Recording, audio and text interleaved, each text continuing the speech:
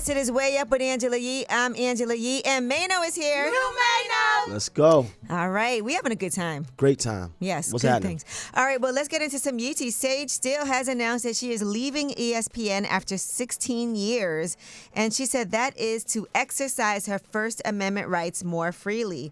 Now, she had some issues previously, and she ended up suing. She sued the network and its parent company, Disney, last April over the circumstances that led to her being taken off the air in 2021. All right, she had claimed the network breached her contract over its reaction to remarks that she made in a podcast interview where she spoke out against Disney's vaccine mandate. And she also had some things to say about President Obama for identifying as black and not biracial. She said that after that, she faced retaliation. So now she is saying, life update. Having successfully settled my case with ESPN Disney, I've decided to leave so I can exercise my First Amendment rights more freely. I'm grateful for so many wonderful experiences over the past 16 years, and I'm excited for my new chapter. So that is what she's doing now. I'm sure we're going to hear more about it, but ESPN did offer her $500,000 to settle the lawsuit, according to Front Office Sports. They reported that back in June. All right. Now let's talk about this movie, The Blind Side. There's a lot of messiness going on with this movie. It's an old movie, though. Yeah, so this is based on Michael Oher. He was the inspiration for this 2009 biographical sports drama, The Blind Side. So one thing about that movie, right, we always knew is that it was based on a true story. Right.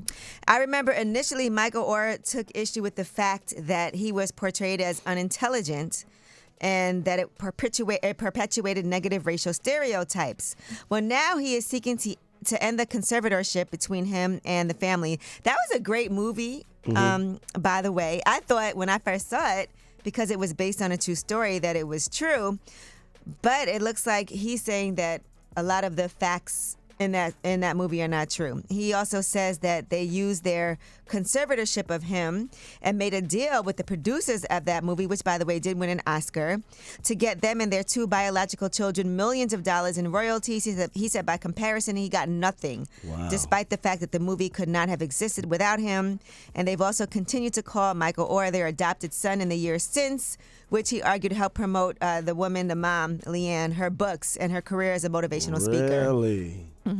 So these are the allegations that all a plan. Michael is making. So he was never legally adopted by the family. He did have a conservatorship, and he's saying that he was tricked into signing away his rights. So now he's filing a petition, and he wants to get out of this conservatorship.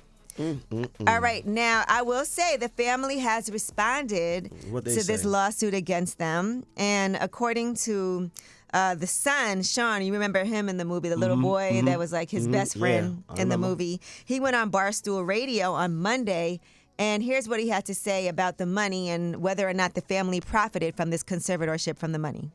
I was around my house at the time, and I met my dad for lunch, and he gave me the check, and I'm like, we get paid off this thing? He's like, yeah, it's made so much money now that like they can't hide it. I think there was like a 2.5% kicker, and I bet through that we as in me personally only, because I can speak for that, have made like 60, 70 grand over the course of the last 4 or 5 years. It comes in like the first year was like a $14,000 check, and then it was like an 8 and 7 and whatever, so on, so forth down. That math didn't add up, but it started off a little higher and then it went down. So he's saying that he personally only made $60,000 or $70,000 in royalties. But he ain't saying what the family made. Right. He's talking about what he made. Right. He also said that he loves Mike. He said, I love Mike at 16, I love Mike at 37, and I will love him at 67.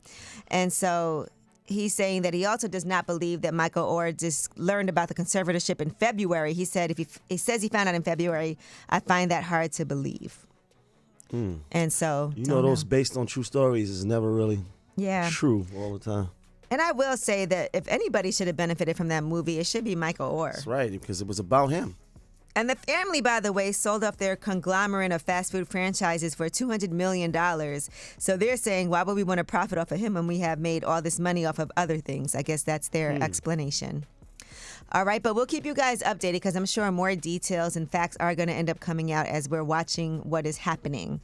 And that is your Yeetie. When we come back, we have Under the Radar. These are the stories that are not necessarily in the front page news, but they are flying under the radar. You still need to know about them. It's Way Up with Angela Yee.